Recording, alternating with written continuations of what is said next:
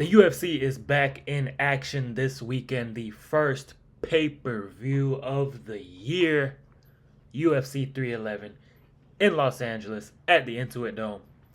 And it is absolutely stacked from top to bottom. Main event to the first prelim of the night. Well, maybe not the first prelim, but there is a ton of awesome prelims on this card too, and we are going to break down all of these fights, guys. I cannot wait to get into this. I am so happy that this event is finally here. Amazing way to kick off the year with the pay-per-views. Before we get into it, guys, please like, comment, and subscribe for me so I can keep pushing out content for you guys. This year is going to be amazing. Let's get into it. We have to kick it off with the main event. This is a rematch between Islam Makhachev, the number one pound for pound fighter in the world, despite what Dana White says, versus Arman Tsarukyan. This is peak level MMA. You are not going to see a higher level fight than this. This is as good as it gets. Any new fan out there, I absolutely cannot emphasize this enough. This is the card you need to watch because this has some of the best fights you can possibly make in the sport on it. Makhachev versus Tsarukyan for the second time. Okay, Islam, as we all know, is a fantastic wrestler. That is his bread and butter. But over time, he has shown how great and effective his striking has become. We all know he is Team Habib as well as Team AKA. That is where a lot of his striking has really developed. If you go back and watch Islam's early fights in the UFC, there was not much striking. It was all just to get to his takedowns. But as we saw in his last fight with Dustin Poirier, he was actually winning a lot of those exchanges on the feet with Dustin. And the reason for that is because guys are so aware and on their tiptoes the whole time expecting the takedown that it leaves them vulnerable for him to land strikes. But that only happens because he has developed his game so well. He has gone from just a pure grappler pretty much and one of the best grapplers to a extremely well-rounded fighter who is effective everywhere. And we have seen that now in the Dustin Poirier fight, in the Charles Oliveira fight, and in the second Volk fight. And the Charles Oliveira fight, if you go back and watch that, that whole thing starts because he lands a big left hand on the feet or a right hand, I can't remember, but he landed a big shot on Charles that dropped Charles and got the grappling going before he got the arm triangle finish. And then when it comes to Islam's grappling, he is phenomenal from everywhere, but the main place he likes to get his takedowns from is the clinch, as do a lot of the Dagestani wrestlers. They like to get double underhooks or over-under, look for trips. Islam, even in the first fight with Arman, he likes to get wrist control from the opposite side, pull it across, and then trip from that side as well. So it gets you going this way, and then he pushes you that way. Like I said, Islam is the pound for pound number one guy in the sport, has become one of the most well-rounded fighters that there is, while also having just a extremely dominant calling card in his grappling. Arman, on the other hand, if you go back and watch the first fight between these two, it was a unanimous decision for Islam. Two judges had it 30-27, one judge had it 29-28. But the scorecards don't tell the whole story of the fight. That was Islam's 7th fight in the UFC, and that was Arman's first, and he took it on short notice. And each of those rounds were very close, with Arman putting up a great fight to everything Islam did. But Islam was that much better in pretty much every situation, which is why he got the win. With Arman, we have seen his career progress from him just kind of being a raw powerhouse grappler to now he's really starting to put things together from his striking and his grappling. But he is still an absolute powerhouse, as we've seen in the Beneil Dariush fight. I believe he landed a big right hand, got the clinch, landed a big knee, and put Beneil out. Arman is just extremely physical. I would actually give him the advantage in this fight when it comes to physicality. What I really think this is going to come down to is, has Arman made enough leaps technically to catch up or surpass Islam? Because Islam has also gotten a lot better from their first fight as well. And it's tough because Arman, I think he's only 28 years old, and he's still, even though he's getting this title shot, he is still, when you watch his fights, a little bit raw, where he's not a finished product yet. Like, if he had 2 or 3 more wins before this fight, I feel like I would be a bit more confident in his chances to win. But in the end, I do think that this is going to play out similar to their first fight. I think it will be very competitive at times, and I think Arman will be able to negate a lot of what Islam does. I just think Islam is that much better in every position over Arman. I think Arman's definitely going to have his moments, may take some rounds off Islam, and it will be very competitive. But I don't think he has done enough to close the skill gap for me to pick him to beat the pound-for-pound #1 guy in the sport in Islam Makhachev. So I am rolling with Islam by unanimous decision. In the co-main event, we have the newly crowned bantamweight champion Merab Dvalishvili versus Umar Nurmagomedov. The champ is a plus 230 underdog after his dominant win over Sugar Sean. It's really crazy to think about that Merab was kind of like the boogeyman of this division that everyone was scared to fight. And now Umar comes out of nowhere, and he is the new boogeyman of this division, where the champ is a plus 230 underdog. We all know what Merab wants to do. Merab wants to go out there and put an extremely high pace on all of his opponents, mix in the grappling, mix in the strikes to set up the grappling, get some control positions, throw some strikes from the control positions. But all in all, he wants to just put a ridiculously high pace because he does not get tired. But he's fighting under Magomedov. So all of the positions that Merab usually uses to really work guys to death and really tax their gas tank, Umar is probably going to be able to negate a lot of that stuff.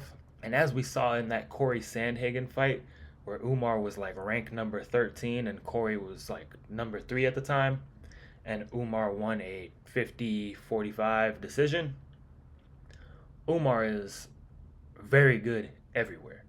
He is the definition of a mixed martial artist. He has very good striking, amazing grappling, amazing scrambling ability. From what we've seen so far, a pretty great gas tank. Now, he is relatively untested, as Corey was his first very big fight. Umar did not have any real progression towards the belt. They kind of were like, oh, Umar looks like the truth. Let's throw him Corey and see what happens. They threw him Corey, and he dominated that fight pretty much. Corey definitely had his moments, but throughout the fight, you knew that Umar was in control of that fight pretty much the whole time. To me, this fight just comes down to, do you think that Merab's gas tank and his wrestling ability is enough to wear Umar down and control him enough over the course of 5 rounds to win a decision? I don't see Merab being able to finish Umar. Umar, in my opinion, is the more skilled fighter on paper. I don't really think anyone can argue that. But Merab has the intangibles of his heart, his gas tank, literally probably the best cardio we've ever seen. But I don't think Merab is going to be able to do it. I really do like Merab, so it sucks that I think he is going to lose his belt in his first title defense, but it's what happens when you have a Nurmagomedov in your division.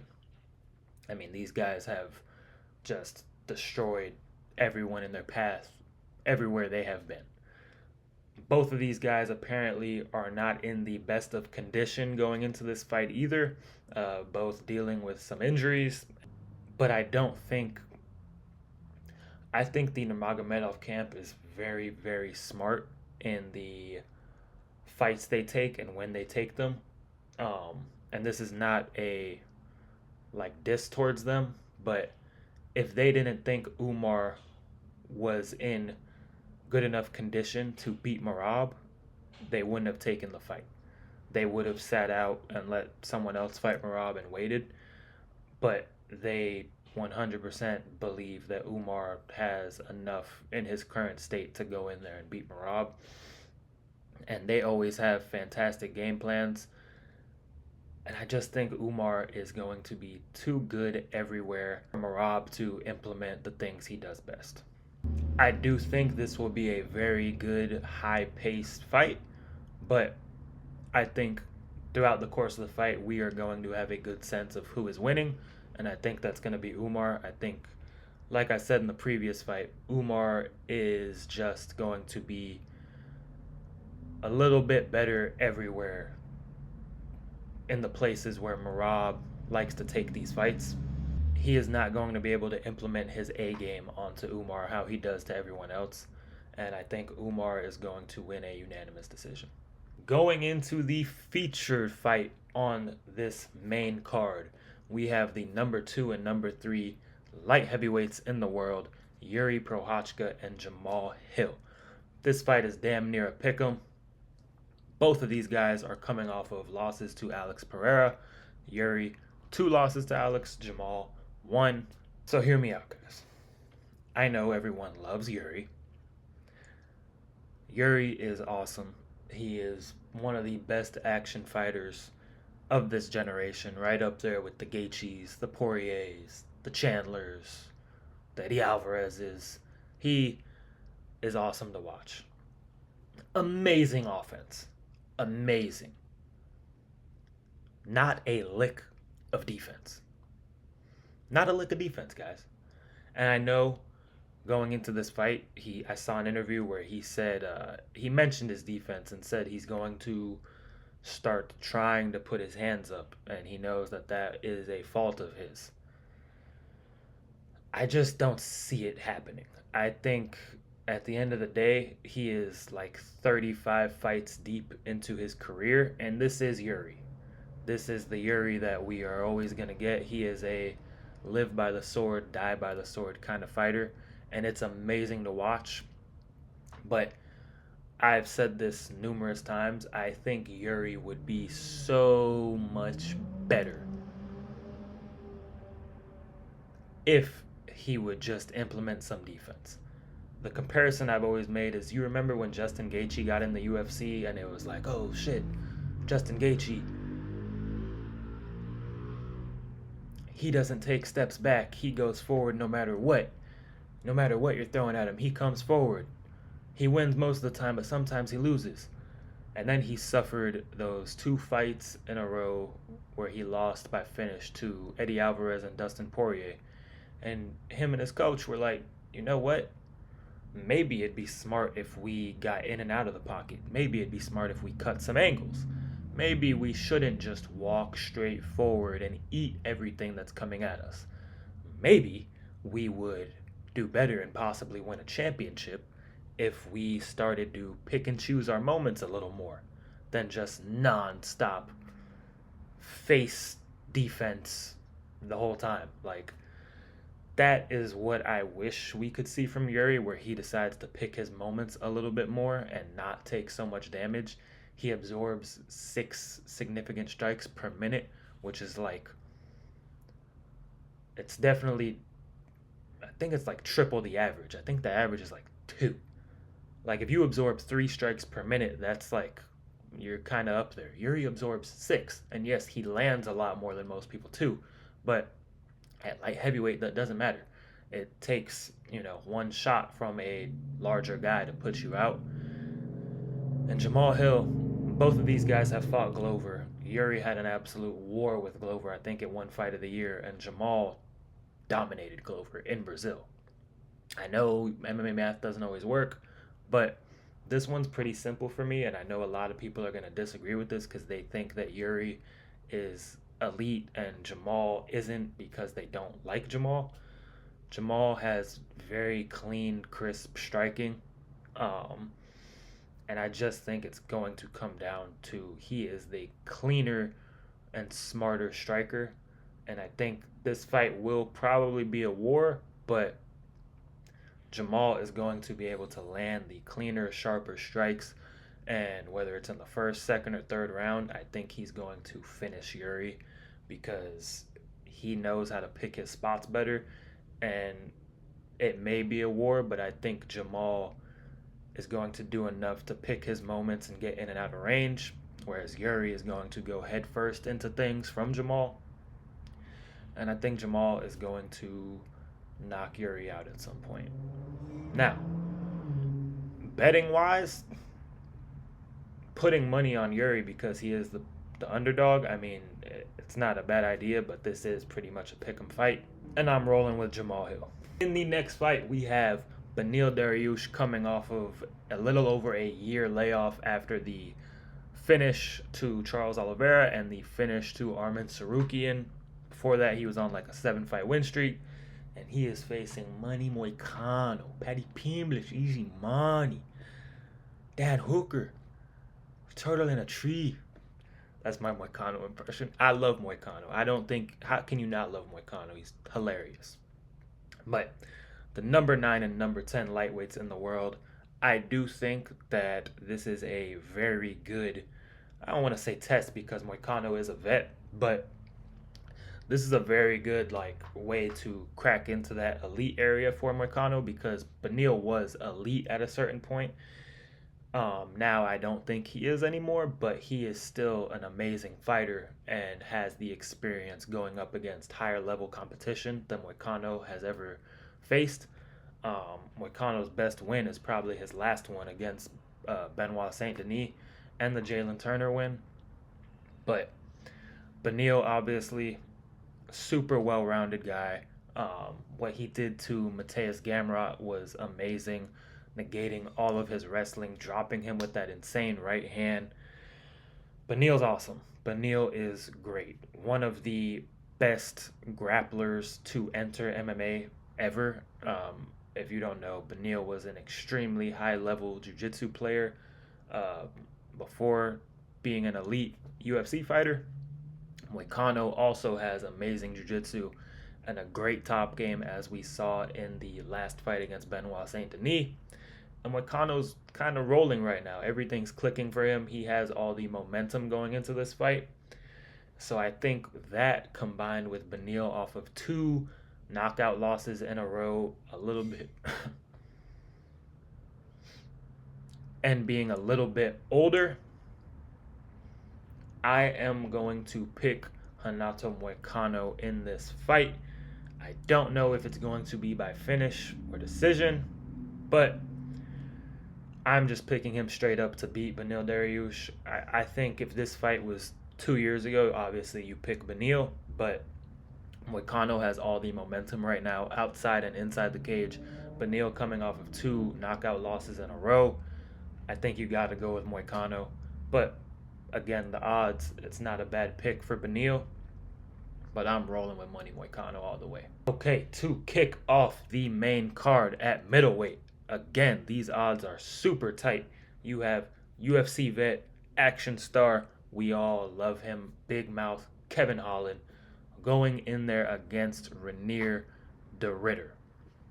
Reinier de Ridder just made his UFC debut. He was the former 2-weight champion at One Championship. He made his debut against Gerald Meerschaert, and it was a pretty crazy fight. He didn't look the most impressive, but again, UFC debut, give the guy some slack. He is a former 2-weight champion and one, so he is very good. But he's very chaotic, at least in his UFC debut. I had never seen him fight before the UFC, but there is a decent amount of hype around him. And Kevin Holland is a great test for anybody because you really don't beat Kevin Holland unless you're either elite or you have like one amazing thing that you do, like Wonder Boy and MVP, just amazing striking, and Kevin tried to strike with them and he got outstruck. Or if you have amazing grappling. But if you are a top 10 or 15 guy, Kevin Holland is the test that you need because he is a vet, lots of fights, lots of UFC experience. He's kind of like our modern day cowboy currently because he fights like every 2, 3 months, and he has fought a who's who. So this is a great test for Rainier de Ritter. I am going to roll with Kevin Holland though. I didn't think Rainier looked extremely impressive. Like I said, it was kind of a sloppy performance in his UFC debut, and that was at the Apex. This is on pay per view, one of the probably going to end up being one of the biggest cards of the year at the Intuit Dome in LA.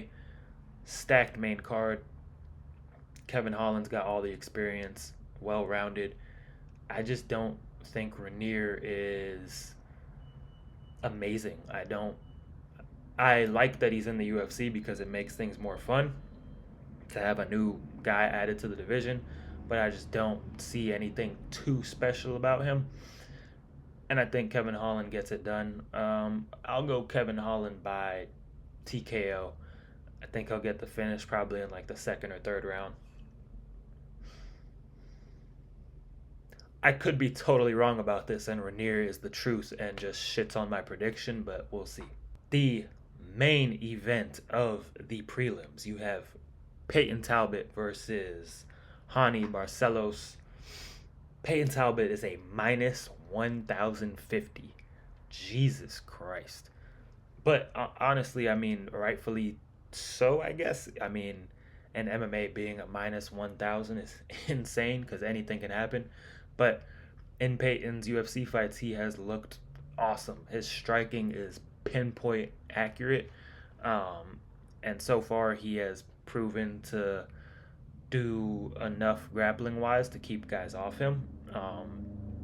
I guess this is another step up in competition compared to the last two guys he's fought. Not too big of a step up though. I think they're kind of gonna treat Peyton like Sugar Sean, as far as building him up correctly, because Peyton is a guy who really like appeals to this newer generation, whether you like him or not. Paints his nails and shit, has piercings, is like a skater, surfer. He seems like a cool guy, but he's just, he's not your prototypical MMA fighter. Fucking brute, tattooed, angry dude. Um, he's different compared to a lot of these guys. So I think they're going to really try to push him as we're seeing. He is the main event on the prelims. And we're keeping this one short and sweet. Peyton Talbot by knockout. Jalton Almeida versus Sergey Spivak. We have no odds for this. You have a very, very good jiu-jitsu grappler in Jalton Almeida. And then you have a guy who is another very good grappler, but predominantly wrestling-based in Sergey Spivak. This is really going to be a battle of two of the better grapplers in the heavyweight division. And it may turn into a striking match. Sergey is very good and has a bit more experience than Jalton. Jalton was a bit of a hype train going into that Curtis Blades fight where he ended up getting TKO'd with elbows. But before that, he looked pretty impressive, taking Curtis down at will. But it looked like he got tired and he really just didn't know what to do once Curtis stuffed one takedown and just got the old Travis Brown elbows to the side of the head. Nonetheless, I do think Jalton is good enough to beat pretty much everyone outside of the, top 6. He is ranked number 6. I don't think Sergey is like the most dangerous guy on the feet. He is good everywhere, but if Jalton is as good as we think he should be, I think he'll beat Spivak. And I'll take him to finish the fight, probably by TKO. I think he gets some top control and is able to land some ground and pound and finish Spivak. That is where I am cutting it off, guys. The top 6 fights on this card. The rest of the fights are very good, but those are the ones that I really wanted to get into and make picks for. UFC 311, January 18th. Weigh-ins are today. Let me know what you guys think of my picks down below. Give me your breakdown of these fights, who you think is going to win and why. Like, comment, and subscribe for me. I will see you in the next one.